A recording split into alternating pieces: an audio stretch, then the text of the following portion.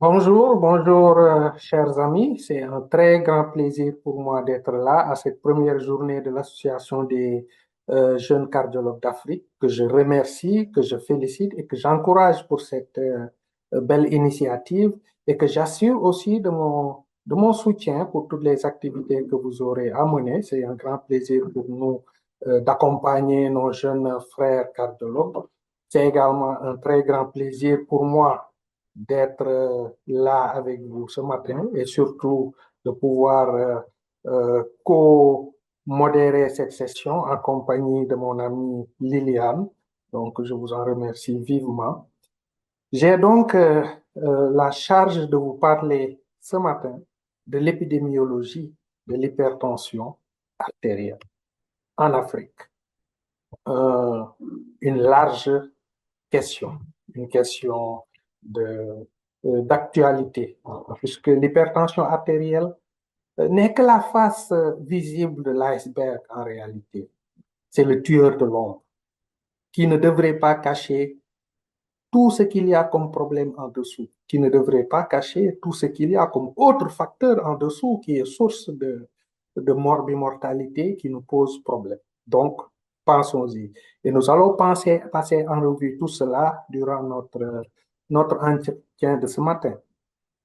Vous savez qu'il y a beaucoup de guidelines relatives à l'hypertension artérielle, des recommandations internationales et aussi surtout des recommandations d'Afrique, telles que la roadmap de la Pan-African Society of Cardiology qui nous encourage à atteindre 25% de contrôle d'hypertension artérielle en 2025. Mais je vous dis déjà que cet objectif n'est pas atteint. Nous le verrons tout à l'heure.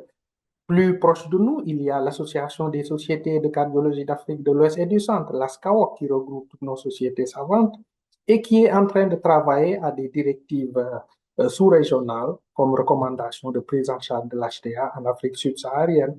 Et enfin, beaucoup plus proche de chacun d'entre nous, dans nos pays respectifs, dans nos sociétés savantes respectives, nous avons des recommandations, que ce soit au Sénégal, en Côte d'Ivoire, au Cameroun, nationales, des recommandations nationales destinées à nos praticiens pour accompagner nos différents ministères aux grandes politiques de santé et aussi surtout à la prise en charge de l'hypertension artérielle par nos médecins, que ce soit les médecins généralistes et autres.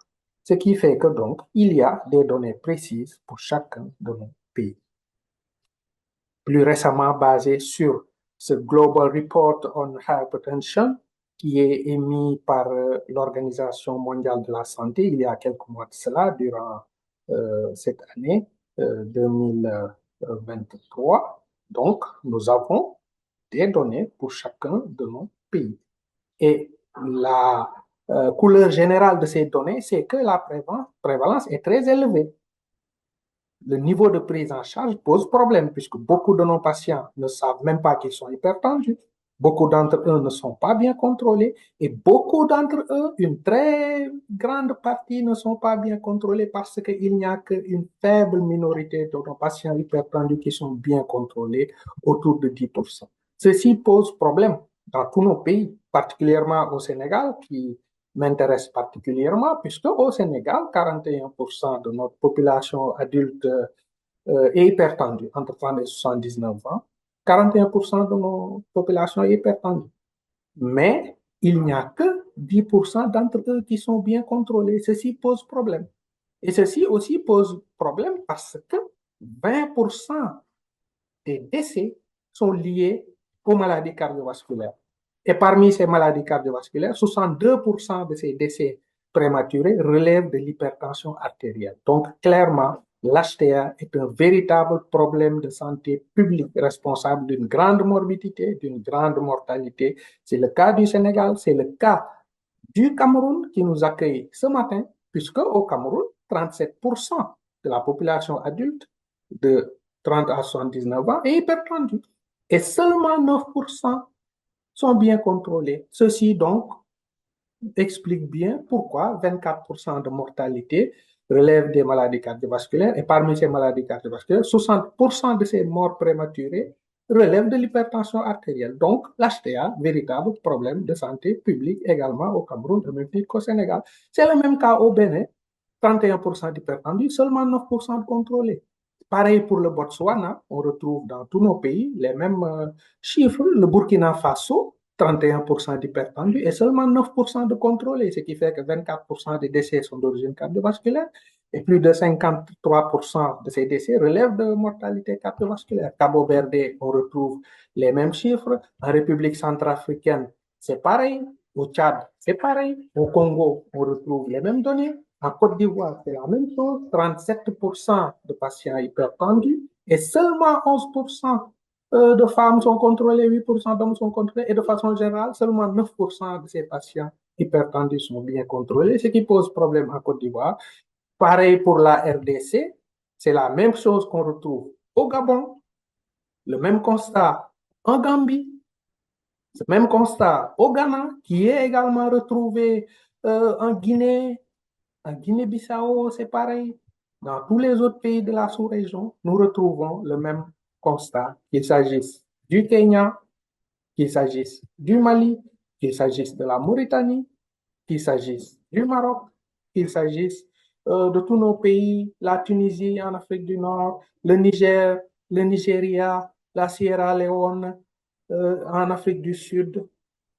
Tous ces pays relèvent du même constat. Et enfin, au Togo, nous avons 36% des patients hypertendus et moins de 10% seulement contrôlés. Or, il est possible de faire mieux, puisque nous avons vu que aux États-Unis, par exemple, il y a un niveau de contrôle qui avoisine les 40%. Donc, il est possible de faire mieux. Mais ceci rend compte de l'aspect difficile que confère la prise en charge de l'HTA.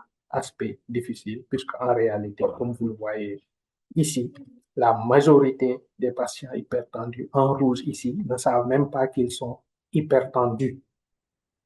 Une faible proportion en jaune ici sont traités. Et parmi les patients traités, une très faible proportion que vous voyez en vert sont bien contrôlés. Ceci dans l'aspect général, quelles que soient les pathologies, les zones du monde, c'est mieux dans les pays à haut niveau économique.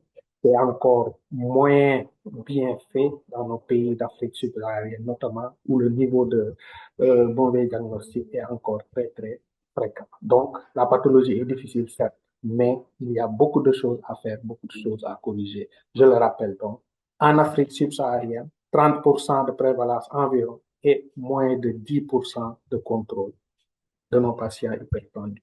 Ceci pose véritablement un grand problème de prise en charge. Au Sénégal, c'est pareil, 39% d'adultes hypertendus et seulement 10% des hypertendus sont bien contrôlés au Sénégal. Et c'est la même chose un peu partout. Ceci pose clairement un problème, une triple, quadruple problématique liée à l'hypertension artérielle concernant l'ampleur de l'HTA, la gravité que confère ce risque cardiovasculaire, le défi diagnostique dont nous faisons face et enfin la qualité de la prise en charge qui est à revoir. L'ampleur n'est plus à démontrer. Les maladies cardiovasculaires sont très, très fréquentes à travers le monde et parmi elles, l'HTA est une des causes les plus fréquentes de morbimortalité. Ceci est connu depuis Interhealth qui avait montré que tous les facteurs de risque cardiovasculaire sont très fréquents dans nos différents pays, qu'il s'agisse de l'hypertension, du diabète, du tabac, de l'obésité. C'est très fréquent dans nos pays au même titre que dans les autres pays. Et ceci est en nette progression puisque le Global Report de l'OMS nous montre qu'entre 90 et 2019, ce fléau que constitue l'HTA a doublé, ce qui fait une très grande croissance de cette pathologie. Donc, clairement, l'Afrique fait face non seulement à une transition épidémiologique, mais à un véritable double fardeau que représentent d'une part les maladies infectieuses qui sont en régression, même s'ils continuent d'exister, mais surtout les maladies non transmissibles parmi lesquelles l'HTA occupe une place très importante. Donc nous faisons face à ce double fardeau, un défi majeur des temps modernes dans nos différents pays. Mon pays constitue un exemple parlant pour expliquer tout ce qui se passe dans la sous-région, puisque au Sénégal, comme vous le savez, depuis longtemps, depuis une trentaine d'années. Nos maîtres, professeur Abdoukan, professeur Serine Abdouba et d'autres ont fait des études épidémiologiques qui avaient montré qu'il y a une trentaine d'années, 25% de la population adulte était hypertendue, ce qui était déjà beaucoup. Mais plus récemment, dans les 5 dernières années, nous avons réactualisé ces études avec des stratégies de plus grande envergure et nous avons retrouvé 46% des sujets hypertendus, notamment à Géoul, dans le centre nord, et aussi 46% également d'hypertendus dans le nord du Sénégal, à Saint-Louis. Ceci ne doit pas cacher un fait important qui est représenté par la prévalence des autres facteurs de risque cardiovasculaire associés à l'HTA qui grèvent ce risque cardiovasculaire, puisque en réalité, la prise en charge de l'HTA ne se limite pas à la prise en compte des chiffres, vous le savez tous, il faut tenir compte de tous les autres facteurs de risque cardiovasculaire, puisque la présence de ces facteurs augmente de façon considérable la morbimortalité, AVC multiplié de façon considérable par 7 à 9, l'insuffisance cardiaque, la mortalité cardiovasculaire est majorée par la présence de l'hypertension artérielle. Ceci constitue le fait majeur dont nous faisons face. Surtout que, en traitant l'hypertension artérielle, en réduisant les chiffres de pression artérielle, nous réduisons de façon considérable ce risque cardiovasculaire. Et cela, nous le savons, baisse de 46% de l'insuffisance cardiaque, baisse de 37% du niveau d'AVC, baisse de plus de 20% de la mortalité cardiovasculaire lorsqu'on fait baisser les chiffres de pression artérielle. Donc, il est impératif de bien traiter nos patients pour une meilleure prévention cardiovasculaire de nos populations d'Afrique de façon générale. Cette stratification, comme vous le savez, tient compte des autres facteurs de risque cardiovasculaire et ne vous y trompez pas. Les facteurs de risque cardiovasculaire sont très souvent associés à l'hypertension artérielle et parfois, ils sont méconnus. Prenez le cas de la dyslipidémie. Si vous vous mettiez à doser le taux de cholestérol de vos patients en zone rurale, en zone urbaine, vous vous rendriez bien compte que la dyslipidémie est beaucoup plus fréquente qu'on ne le pense. Elle est parfois même au moins aussi fréquente que l'hypertension artérielle. À Saint-Louis, nous avons retrouvé à peu près le même taux de prévalence que l'HTA. À Géoul, nous avons trouvé que la dyslipidémie est même plus fréquente que l'hypertension artérielle. Donc, pensez-y dans la stratification du risque, dans l'évaluation de vos patients. Ce qui fait que, de façon générale, en Afrique, nos patients hypertendus sont à haut risque cardiovasculaire, ce qui est retrouvé ici à Géoul, quel que soit l'âge. Le risque cardiovasculaire de nos patients hypertendus est très élevé de façon générale. Et ce risque devient d'autant plus élevé qu'on avance en âge. Nos patients hypertendus sont à haut risque cardiovasculaire, ce qui explique donc toutes les complications cardiovasculaires que nos patients ont, tenant compte de l'existence de tous les autres facteurs de risque. Donc, défi diagnostique majeur. Défi diagnostique majeur, puisque nous savons que le risque lié à l'HTA commence depuis une pression à 115 sur 75 mm de mercure. La relation est continue. Chaque fois que la pression artérielle augmente, le risque cardiovasculaire augmente, ce qui fait que la définition est arbitraire. Donc, expliquant en partie pourquoi les Américains, par exemple, ont une définition un peu plus facile que la nôtre. Gardons toujours cette définition de 140 sur 90 mm de mercure, même si les Américains ont 130-80. Mais malgré cette définition de 140-90, notre diagnostic reste problématique puisque l'HCA est sous-dépistée dans nos différents pays. Elle est sous-dépistée. Seulement 46% de nos patients au Sénégal savent qu'ils sont hypertendus. Ce constat est le même dans tous les autres pays. Si on fait la moyenne d'Afrique subsaharienne, nous avons seulement 27% des patients qui savent qu'ils sont hypertendus. Ce qui fait que près de 3/4 des patients hypertendus ne savent même pas qu'ils sont hypertendus. Ce qui pose un défi diagnostique majeur. Donc, ne nous étonnons pas si il y a des problèmes. Il y a des problèmes d'autant plus que la qualité de la prise en charge relève d'une bonne formation des praticiens. Or, cette qualité n'est pas optimale parce que nos patients, nos praticiens ne sont pas vraiment très bien formés comme il se devait. Nous avons fait beaucoup d'études transversales pour juger du niveau de prise en charge par rapport à ce qui devrait se faire selon les recommandations.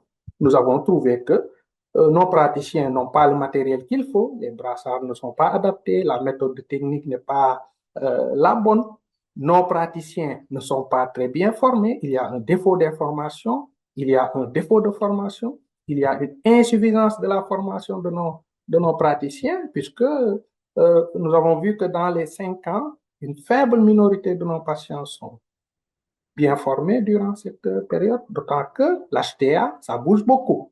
Nous ne restons pas 5 ans sans avoir au moins 2 recommandations majeures qui sortent sur le plan scientifique. Donc, ceci pose problème. Pose problème dans nos zones urbaines, pose problème dans nos zones rurales. Et même en plein Dakar, nous avons des difficultés dans des districts où plus de 22% des prestataires n'ont pas une formation adéquate. Plus de 40% de nos prestataires ont une formation qui est insuffisante. Il n'y a que les cardiologues et puis une grande partie des internistes qui sont très bien formés. Pour les autres, les médecins généralistes, les sages-femmes, les infirmiers, il y a toujours beaucoup de problèmes de formation, ce qui fait que nous avons du boulot dans ce cadre-là. Donc, je conclurai par cela.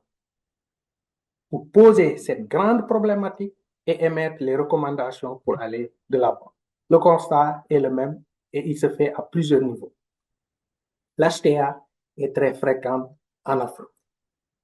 L'HTA est très grave en Afrique puisqu'elle est liée à beaucoup de facteurs de risque cardiovasculaire, ce qui fait que les patients hypertendus africains sont à haut risque cardiovasculaire. Mais malheureusement, malgré cela, l'Afrique diagnostique très mal l'hypertension artérielle qui demeure sous-diagnostiquée. Et nos hypertendus, donc, sont très mal contrôlés, autour de 10% seulement de nos hypertendus sont bien contrôlés. Ceci pose le visuel sur une problématique majeure de formation des acteurs de santé de nos différents pays. Ceci pose le problème de sensibilisation de nos populations qui doivent être informées du risque de l'hypertension artérielle, des mesures de prévention et de la nécessité d'un bon suivi, d'un bon respect des mesures de traitement édictées par les personnels de santé. Donc, tout ceci constitue des défis auxquels nous faisons face, auxquels nous devons aller beaucoup plus loin.